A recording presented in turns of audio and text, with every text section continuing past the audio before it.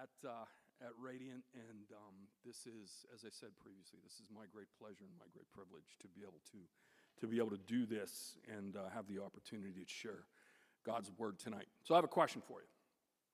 How many of us are history? Do we have any history buffs in here tonight? Really?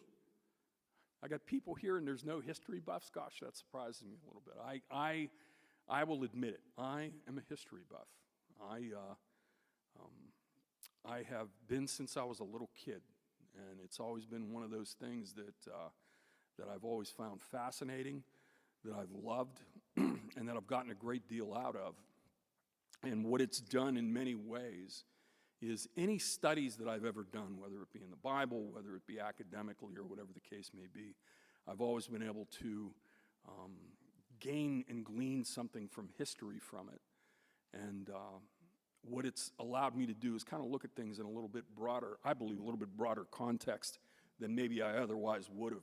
When I was in seminary, I had a mentor of mine who once told me that the most important thing that you can do whenever you study anything, but particularly when it comes to studying the Bible, is he said there's three things.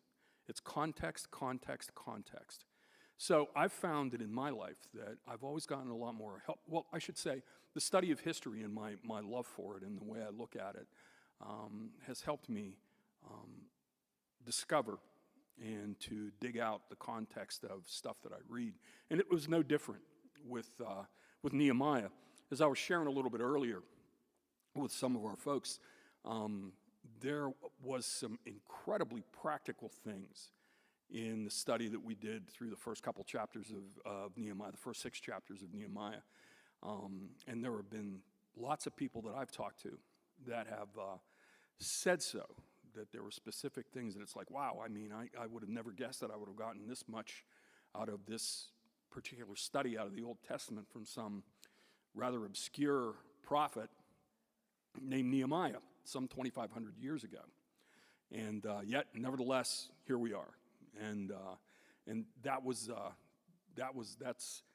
something that doesn't surprise me.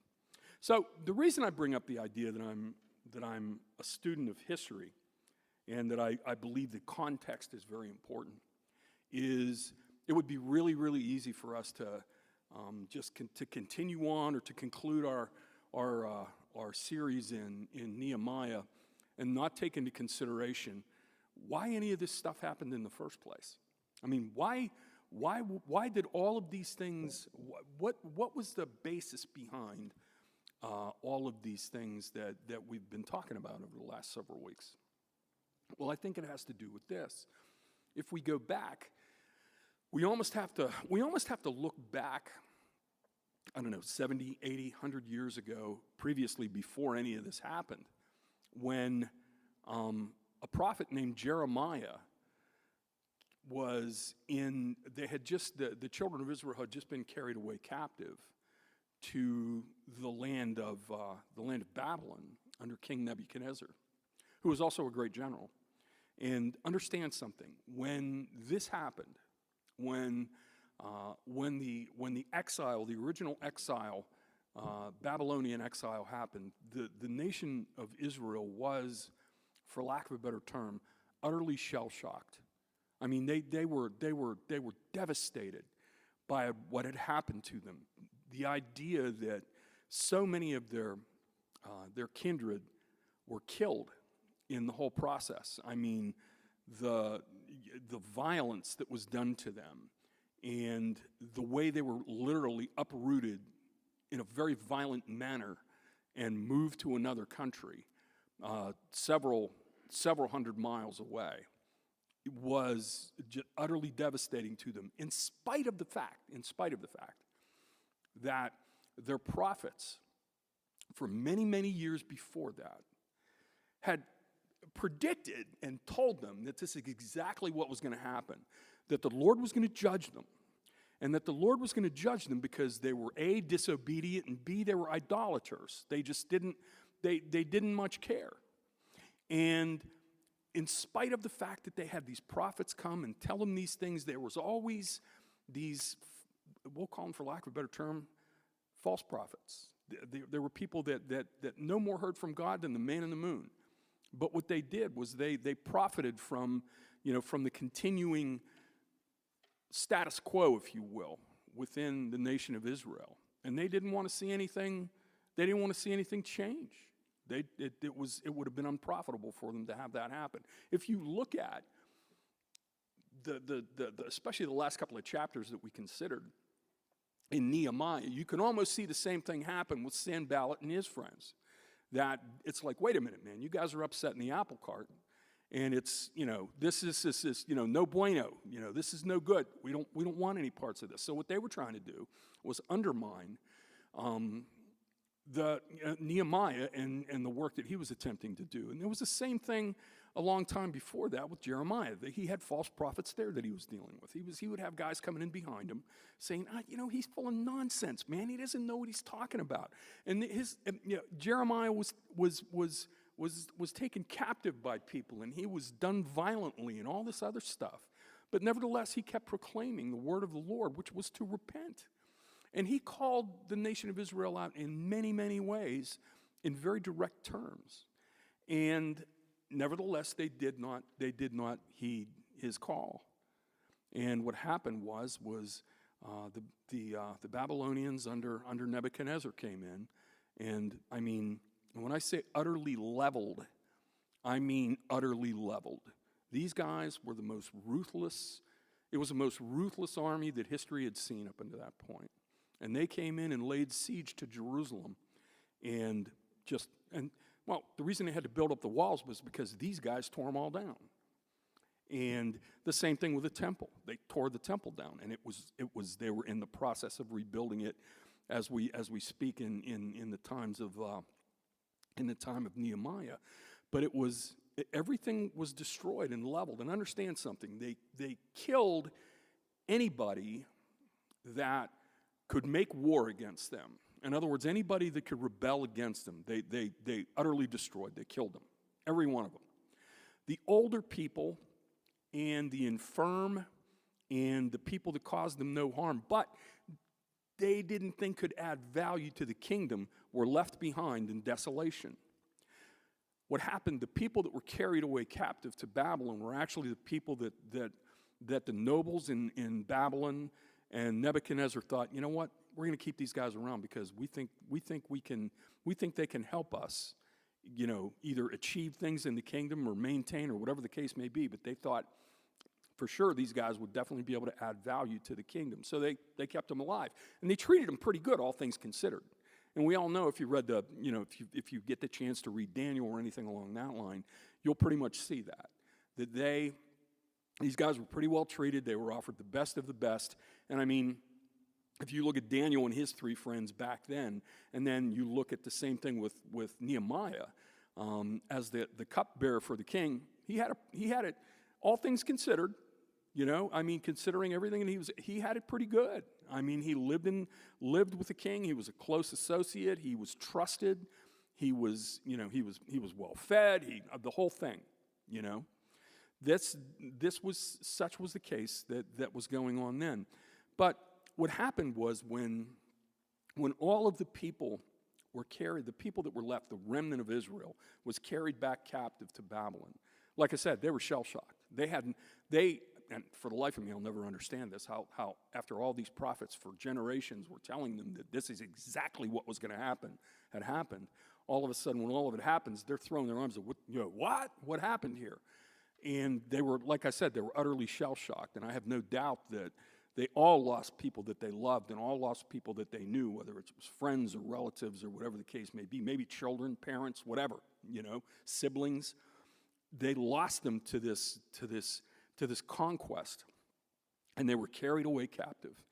And there they are sitting in a foreign land, looking back on the promises that God had made over the generations, but particularly going back to the time when, the times of Moses and the great leaders, and it's like, we're supposed to be here forever. What's going on here? And what happened was Jeremiah was very straightforward with them. He was just extremely forthright with them, and he wrote a letter to the to the remnant of Israel that was in Babylon. And he basically told them, do not listen. Thus says the Lord. He says, do not listen to the prophets among you who proclaim themselves to be prophets of mine, who are, proclaim that in my name that, everything's going to be okay real soon, like in a couple of weeks we're going to be heading back to Israel. You've all learned your lesson and all that stuff. Not the case. Not the case at all. In fact, the exact opposite happened. If you look in Jeremiah 29, we're going to read a little bit of it in just a minute. What you'll see is that what God proclaims through the through the prophet Jeremiah is that, you know what?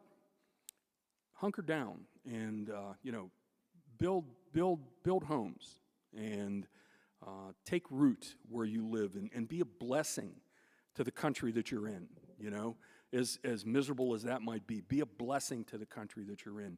Have children, and let your children have children. If you understand the subtle message that Jeremiah, or maybe it's not so subtle, the message that Jeremiah is trying to get across to the remnant of Judah that is in Babylon, it's that, you know what, you're going to be here for a while. If you look at 2 or 3 generations, you're looking at, 50, 60, 70, 80 years, whatever the case may be. So there were people that heard this message that were never, in fact of the matter is probably all of them that heard this message from Jeremiah were never ever going to see the land of Israel again. Never. They were going to remain captives in Babylon, which would later become Persia.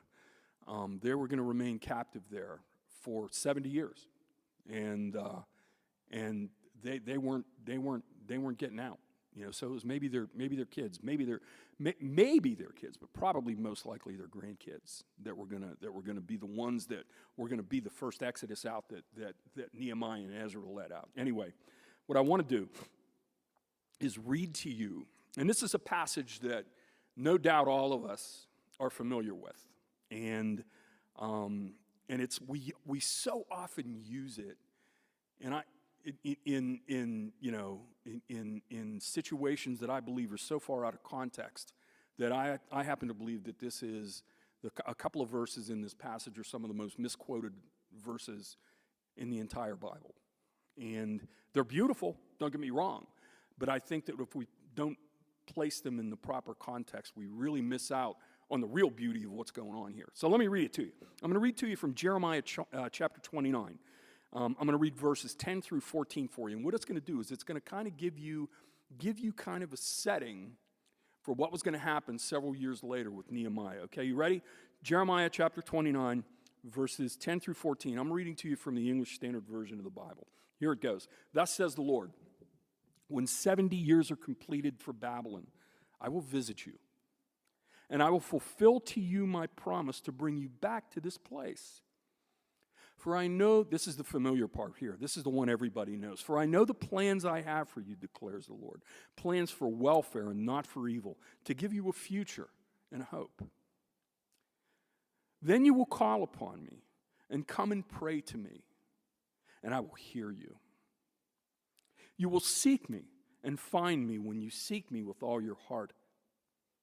I will be found by you, declares the Lord, and I will restore your fortunes and gather you from all the nations and all the places where I have driven you, declares the Lord, and I will bring you back to the place from which I sent you into exile. The great message of hope there is that in spite of the devastation that these folks faced, in spite of their, and I might add, the devastation that they brought on themselves because of their stubbornness, because of, because they're human beings, broken human beings that have yet to be redeemed and transformed. Because they were people, they acted like people do, and they acted what they believed was to be in their own best self-interest. They didn't want anybody telling them what to do, least of all some gray-haired prophet, So what happens was God judged them as exactly that he said that he would, but he gives them this great promise when in the midst of their despair, when in the midst of their utter hopelessness, all of a sudden these words come forth, I will visit you. I will fulfill my promise. Because the plans I have for you are plans that I had for you from before time itself began, from before the foundation of the world. And these things don't change. We hear Pastor Timothy every now and again talk about, if we choose not to go in the direction that God leads us, if we choose to say, no, God, I don't think I want to do this. Understand something. That doesn't change God's mind. God doesn't say, well, I guess we can't do it, That's not how it works. What he says is, okay, you stay here, and what's going to happen? I'll find somebody else to do it. I will make sure that somebody else receives a blessing that you could have if you would simply be obedient, if you would simply trust, if you would simply have faith. What God is saying through the prophet Jeremiah here is, I know the plans that I have for you, declares the Lord. And they are plans for welfare, and they are plans for good, in spite of the fact of where you're at right now because of what you yourself have done. And there'll come a point in time when you recognize this, and you will seek after me, and you will find me. You will find me when you search for me with all of your heart. I think these are some of the most profound words in the Bible.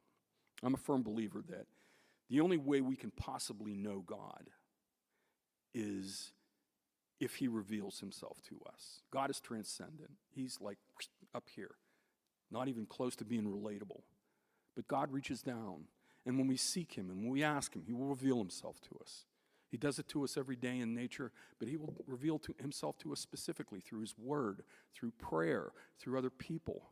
That's what's so powerful about the community that we're building here at Radiant, is that not only do we have great teaching, not only do we have great worship, not only do we have all of the things that you would think in the American church would be wonderful and great, and they are, but the thing that makes us what we are is each other.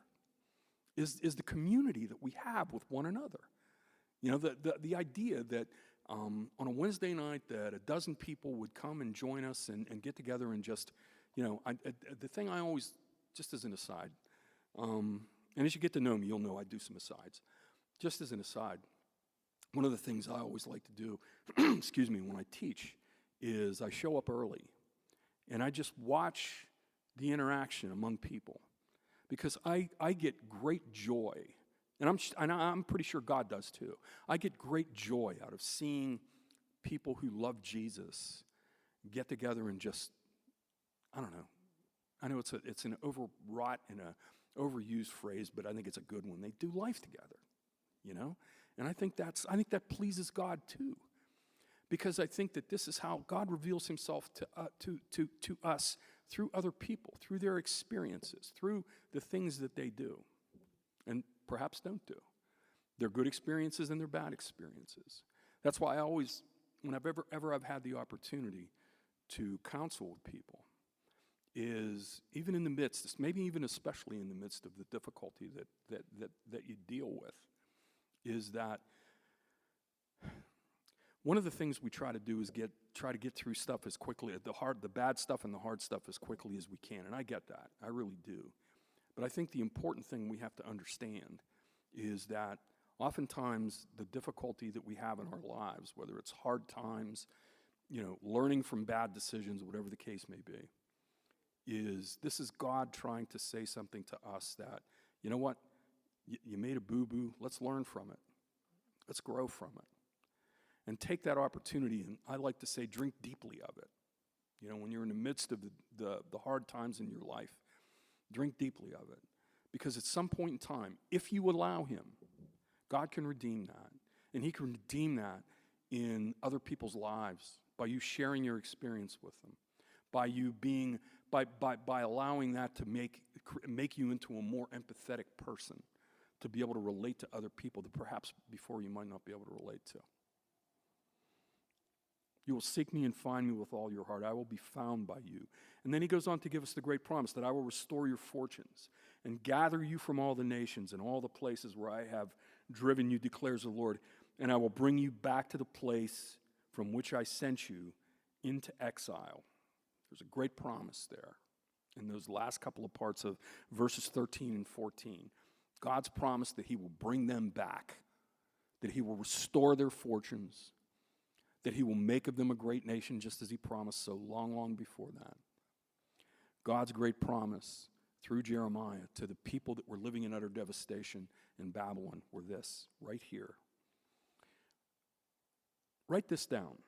This is you'll find this in your listening guide.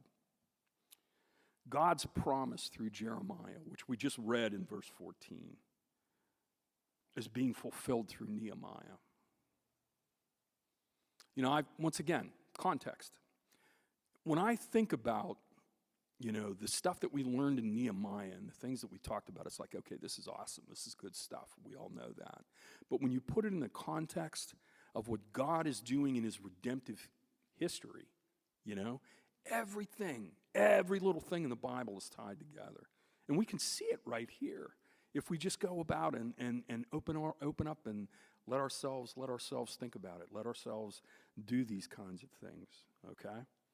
Here's what, I'm going to jump ahead. We didn't even read this far in Nehemiah, but what I want to do is read a couple of verses to you, verses 5 and 6 from Nehemiah 7, which I think kind of helps us see what God has done in everything. We're kind of taking a look at. We're going to the end.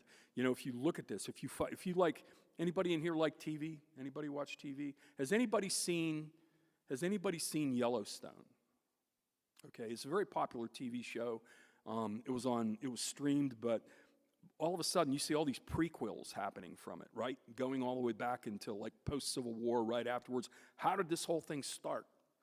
And I think what you've got here is if you take a look at what we just read in Jeremiah, it's kind of the prequel to what's going on here in Nehemiah.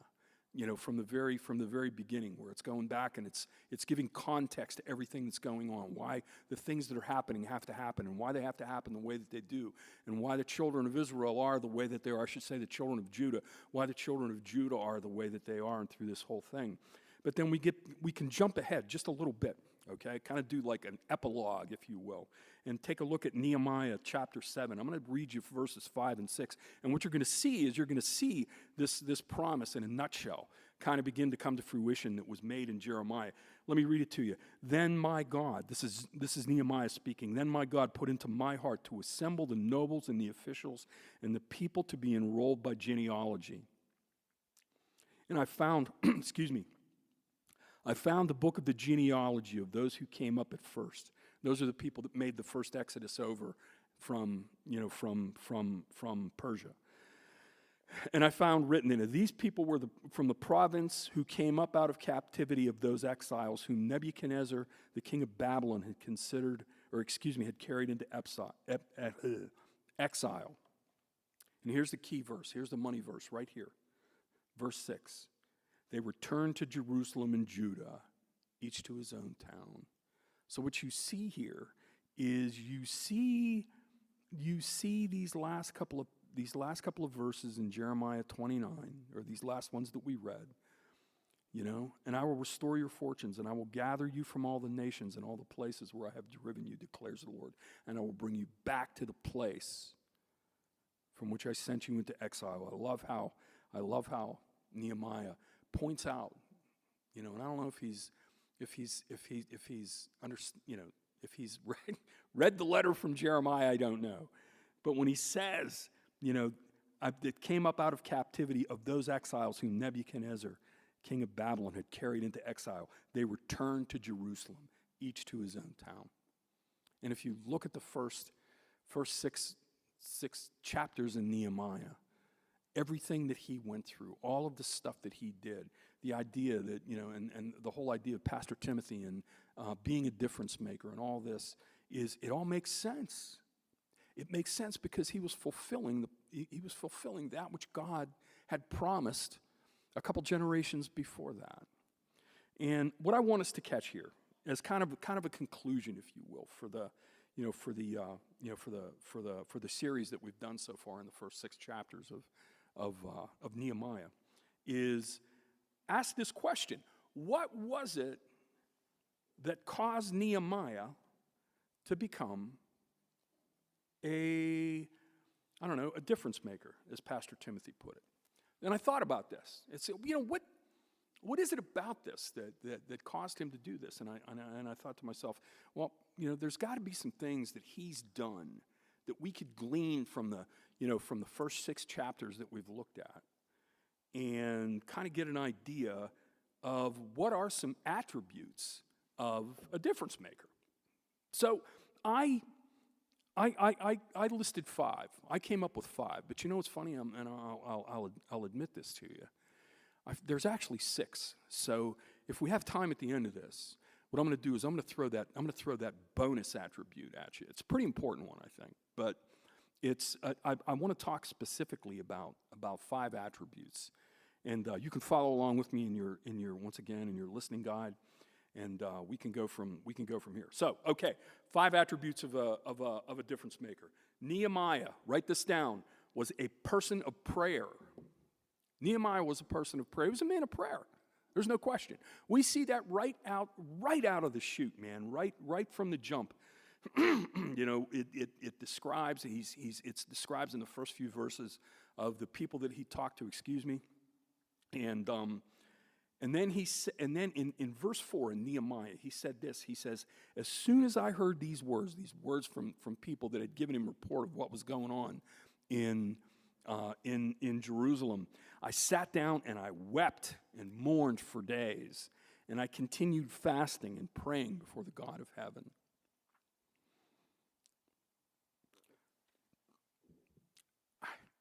You got to kind of love that. I think that, it gives us an idea of, A, the kind of man that Nehemiah is, but also the kind of person that it takes to be a difference maker. I think one of the things, and it was something I mentioned a few minutes ago, was empathy. I mean, think about this. We know that Nehemiah, he lived among the nobles. He lived among the kings. He lived among the princes. I mean, he didn't taste poverty. He had no idea what that was like on a personal basis. And I mean, it's one of those things that he saw. I don't know if it's just the stories that these guys told or how they told it or whatever the case may be, but the first thing he did was it caused him to break down emotionally. It's like, wow, And have you ever thought about that? I mean, has any of us here in this room ever been on a short-term mission trip? Anybody? Okay. One of the things, Carol and I, our daughter, when she was in 10th grade, went on a mission trip to Guatemala. Was it Guatemala? No, Honduras. She went to Honduras. Changed her life. You know why it changed her life? Because she went there and she saw things that she never, ever believed. I mean, it just never gave it a second thought. The poverty and everything else. But she also saw, what she also saw? She saw people that were happy without all of the consumer trappings that we Americans so crave and have become so accustomed to. And it changed her life. It gave her a completely different point of view of what it was like. And I gotta wonder if that wasn't the case with Nehemiah. He heard these stories of his fellow countrymen, of people that were there that he'd never laid eyes on, but nevertheless it got him to the point to where it's like somebody's got to do something here, Somebody's got to do something. So what did Nehemiah do? He fasted and prayed. First thing he did, right out of the chute, fasted and prayed.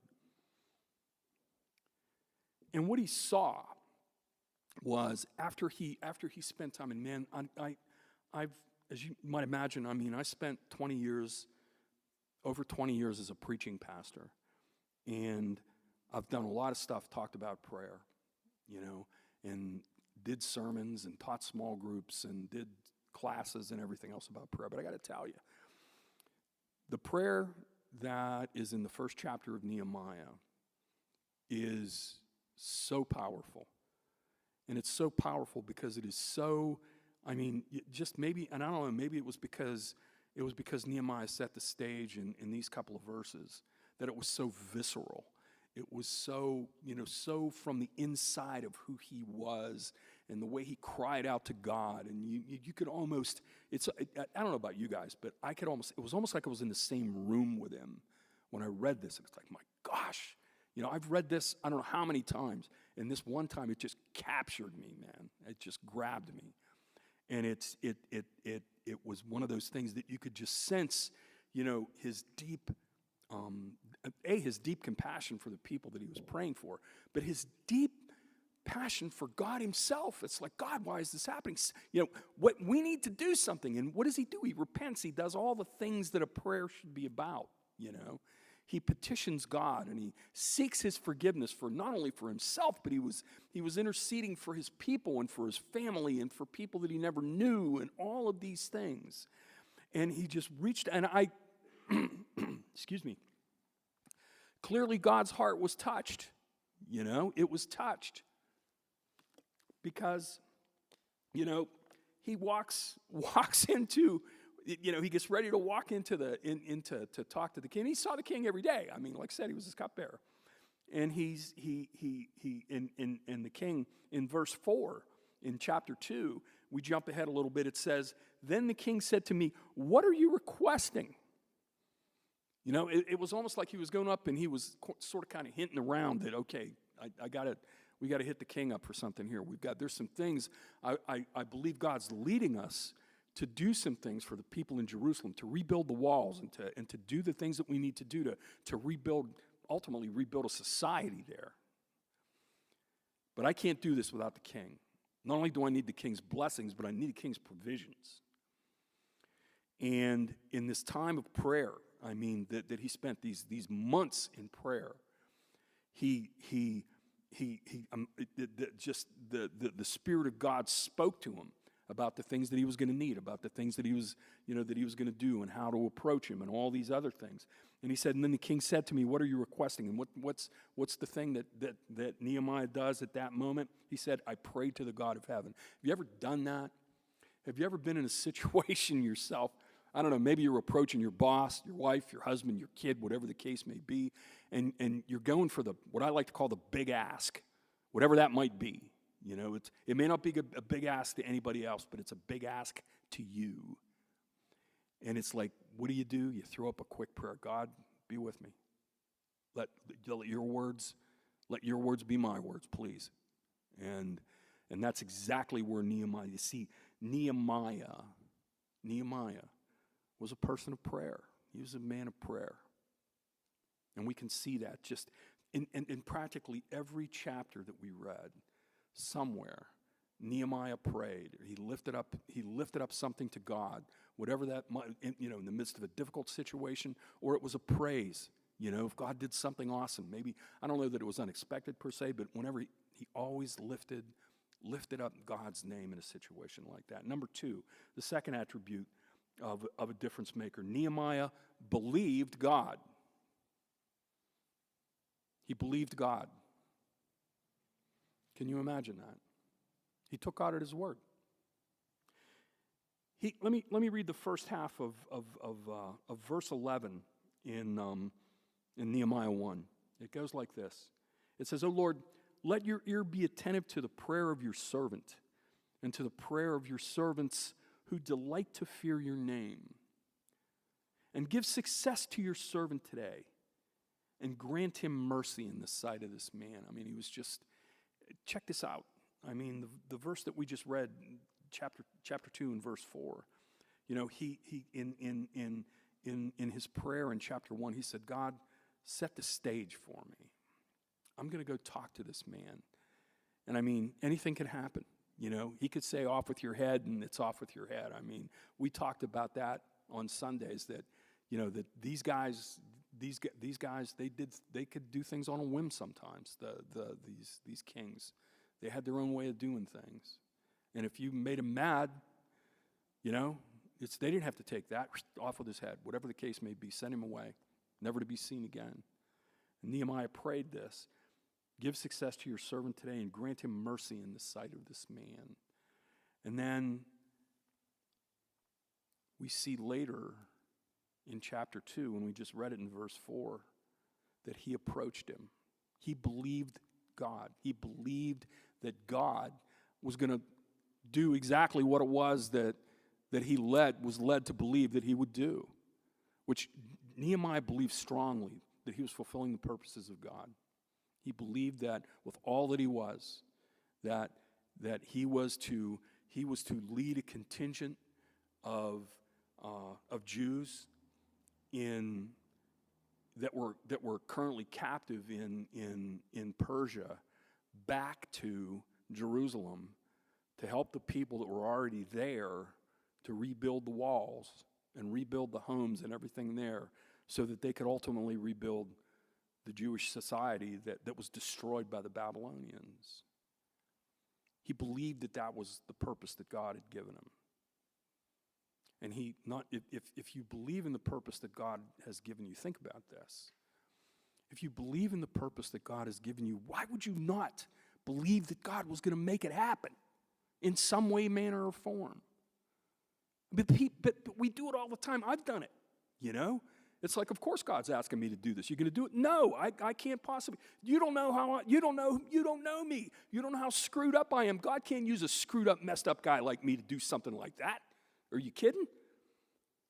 You know, we talk ourselves into believing that, that God has called us to do this great thing, but then we talk ourselves out of thinking that we're the one that he's called us to work through. I mean, as I say that out loud, that seems crazy, but it's true. My guess is every one of us has experienced that to some degree or another. And my guess is to some degree or another, Nehemiah has experienced it too. But this one time, he was so captured by the purpose of God that, man, there was nothing going to stop him. What's that thing for you? What's the thing that God has laid on your heart? Or what is the thing that God needs you to ask him to lay on your heart that will ultimately cause you to believe God? Not just believe in God, but to believe God. You know what that means?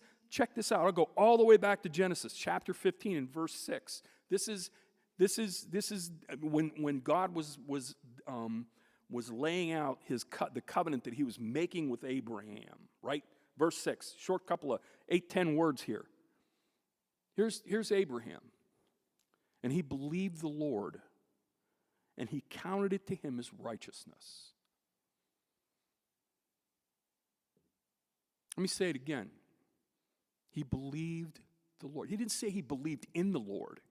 He believed the Lord. And God counted it to him as righteousness. You know why he counted it to him as righteousness? Because believe in God, believe it or not, is A, not as easy as it sounds, and B, not as common as you might think. As you go throughout, if you study the Old Testament, you'll find that the great prophets and the great men and women of God believed God. Now, they weren't perfect by any stretch of the imagination. And I mean, they were people of faith, but they were also, they were every bit as human as you and me. You know, they messed up. All you got to do, the perfect example is King David. Called a man after God's own heart, but he was a murderer, an adulterer. I mean, you name it. All of these things. But God nevertheless used him because David believed God. He believed in the attributes of God. He believed that God was gracious. He believed that God was faithful. All of these things. And that is so rare for people to be in a place like that. And when you have those when you believe in those attributes of God, when you make them your own, when you surrender yourself and take those upon you, it changes you. It changes who you are, how you approach things, how you approach life, how you do things. Okay, so Nehemiah was a person of prayer. Nehemiah believed God. Number 3, write this down. Nehemiah trusted God's faithfulness. You see, not only did he believe God, but he believed that God would do what he would said he would do. In spite of Nehemiah's imperfection, in spite of the brokenness that was in his life, in spite of, maybe him being afraid in certain situations, in spite of the fact that, he did stupid things when he was a kid, just like all of us, in spite of maybe yelling at his wife or whatever the case may be, or yelling, whatever. He believed that God was faithful. Check this out. He said, and I said to the king, if it pleases the king, he's talking to the king at this point, let letters, now this is towards the end of the big ask, right? And I said to the king, if it pleases the king, let letters be given me to the governors of the provinces beyond the river. In other words, beyond the Jordan River. Once he gets into what was the land of Israel and Judah, and a letter to Asaph, the keeper of the king's forest, that he may give me timber to make beams for the gates of the fortress and for the temple and for the wall of the city and for the house that I shall occupy. And the king granted me what I asked him. Once again, here's the money part of this whole verse right here. For the good hand of my God was upon me. He made the big ask because he believed God. But he believed it was going to happen because he believed in God's faithfulness. Because he trusted that God would do what he said he was going to do. That if God gave me this purpose, and he laid it on my heart, and he gave me the passion, and I sought after him and did the things, and I just, and I continued to take these steps, these steps that he's gonna do what he says he's gonna do. Why? Because he's faithful. All we have to do is, I don't know all of you. In fact, I don't know very many of you, to be perfectly honest with you.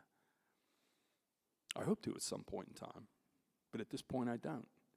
But my guess is there is, in every person's life that is in this place today, and every person's life who may be watching online, there is a place where you can point to, where you saw the faithfulness of God at work.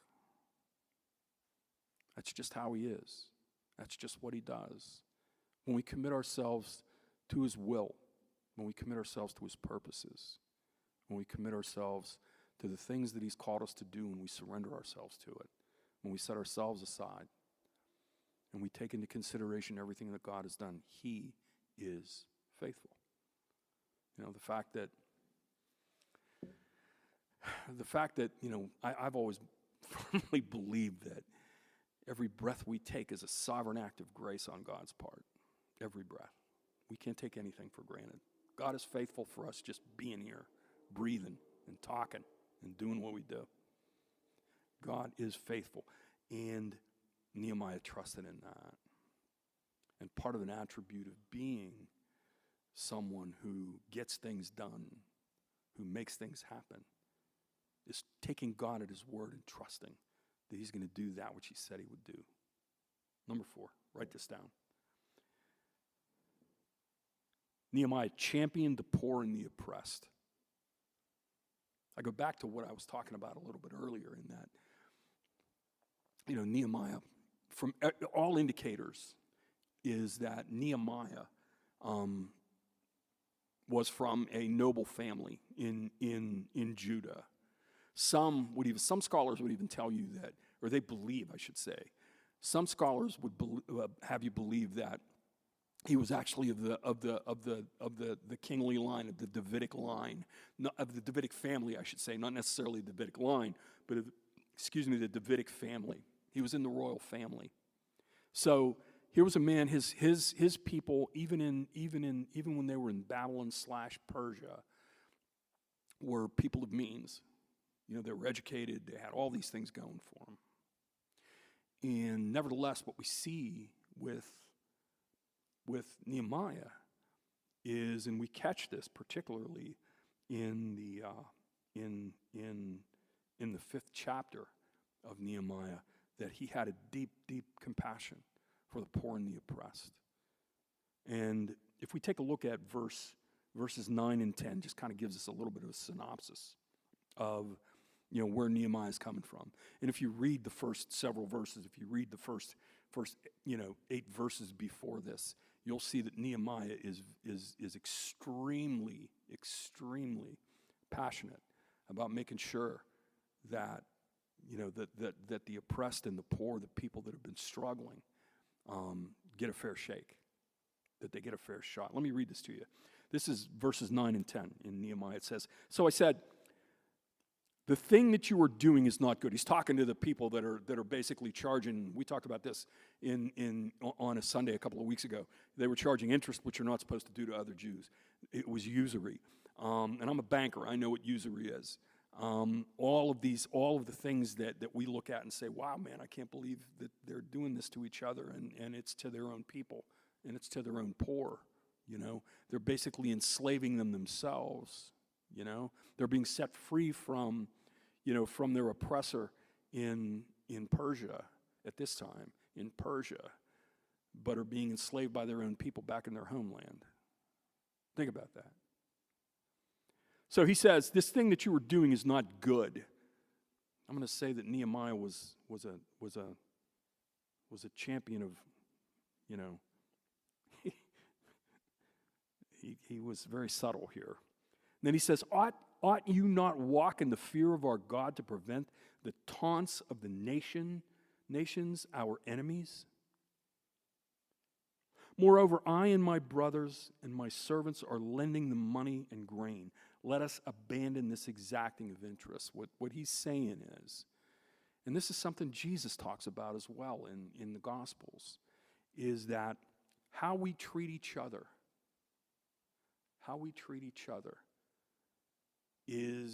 goes further outside of the walls of this place than you can even begin to imagine. The new commandment, think about this. Love one another as I have loved you, so you should love one another. By this the world you will know that you are my disciples, by the love that you have for one another. And the love that Jesus is talking about is agape love, a love that is selfless, a love that sets aside the wants and needs of ourselves for the good of the other. That's how Jesus lived. That's what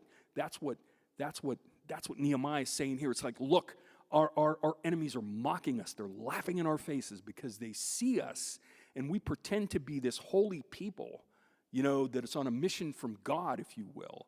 And they see us oppressing our own poor. They see us oppressing our own downtrodden. And they're laughing in our faces. Don't think for a minute that isn't happening to us here, right now. You see, he championed the poor and the oppressed. And I go back, maybe you're familiar with a passage from Isaiah 58. To me, it's one of the most powerful passages in the Old Testament. It goes like this. I'm just going to read 2 verses for you, 10 and 11. Check this out. This is a result. If we do this, if we do the things that Nehemiah is calling us to do, right? If we take care of our poor and our oppressed, this is what happens. This is God speaking through Isaiah in 58 and verses 10 and 11. He says, if you pour yourself out for the hungry and satisfy the desire of the afflicted, then your light shall rise in darkness and your gloom shall be as noonday. And the Lord will guide you continually and satisfy your desire in scorched places and make your bones strong. And you shall be like a watered garden, like a spring of water whose waters do not fail. What God is saying through Isaiah in this case is that when you take care of your poor, great things happen. There's no greater way that we can be like God, that we can be like Jesus, than when we care for the downtrodden and when we care for the poor. All I got to do is read Matthew. I believe it's Matthew 25, if I'm not mistaken. I believe it's the 7 woes, and it's what he talks about, how we oppress and how we don't take care of, the poor and the downtrodden, and how all of these things, Okay, so quick review up to this point, all right? Nehemiah was a person of prayer. That's attribute number one. In order to be a difference maker, we have to be people of prayer. It starts with us petitioning God and saying, God, what do you need me to do? What do you want me to do? Give me a passion for this. Next is number two, Nehemiah believed God. He believed that the mission was from God, and he believed God called him on. He believed that God wanted him to do this, and by gosh, he was going to do it. He was going to step forward and do it. He trusted in God's faithfulness. He believed and trusted that God would do what he said he would do. And in the process, as he's going through this, as he's learning all this stuff, he championed the poor and the oppressed. The least of these, as Jesus said.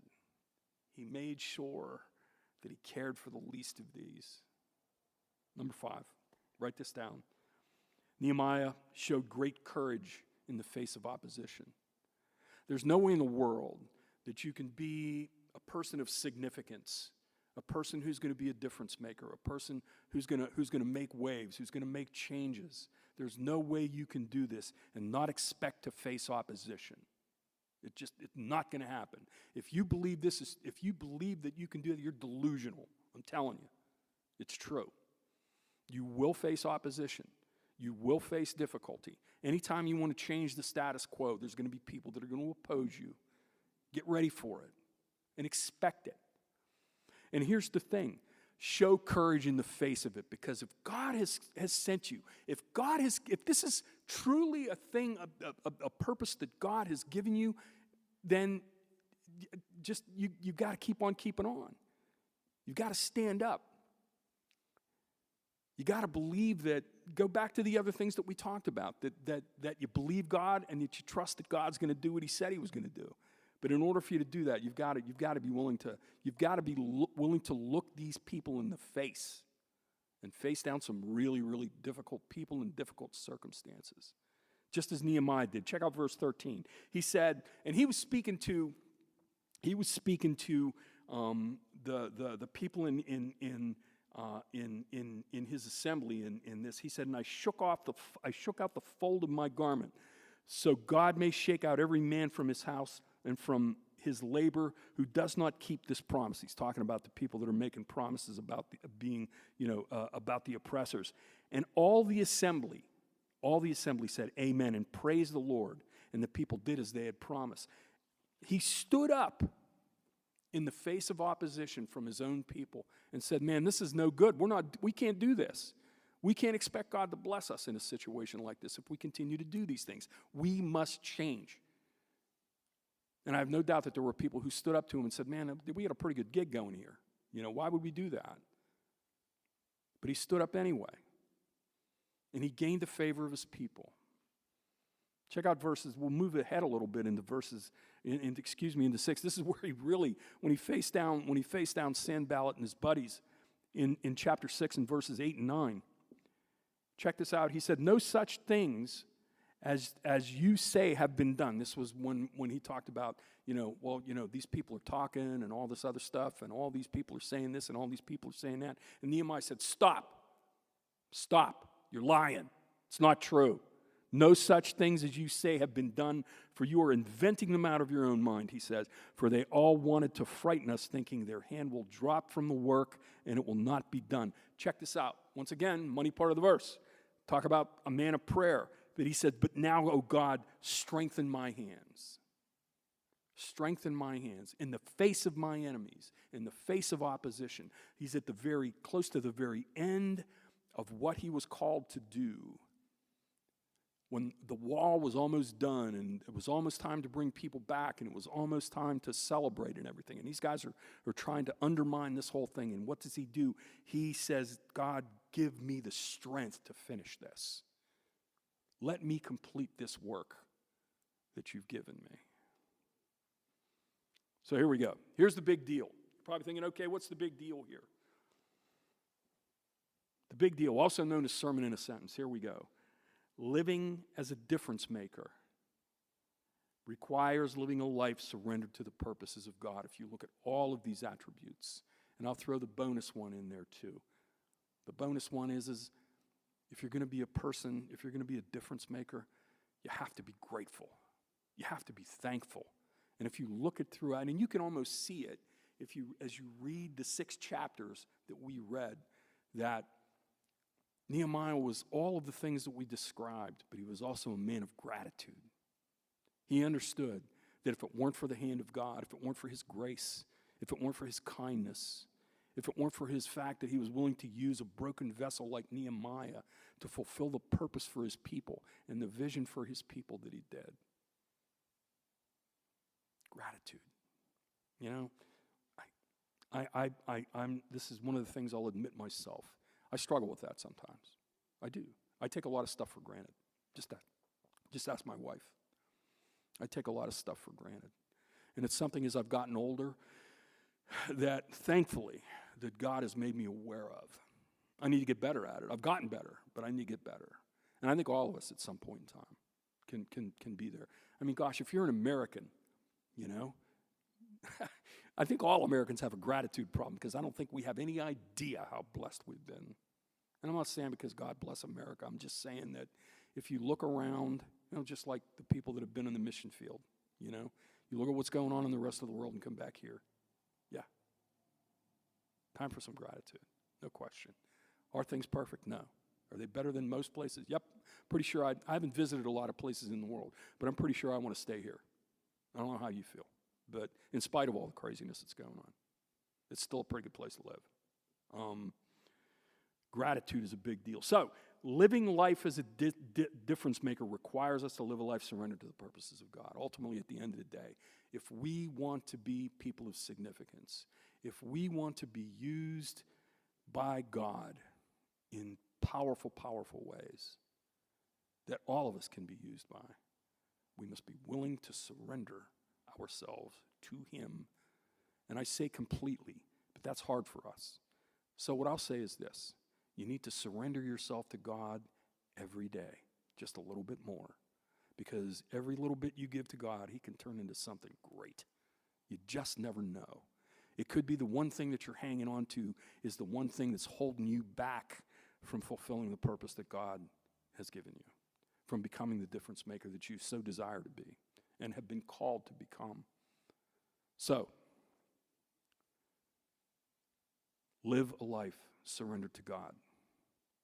And I think that's a great place to conclude for the moment. What I'd like to do is, I've got some questions here that I listed, just 3 of them. And what I'd like you to do is break into small groups. We should be able to get a couple of them going here. Break into a couple of small groups and discuss these among yourselves.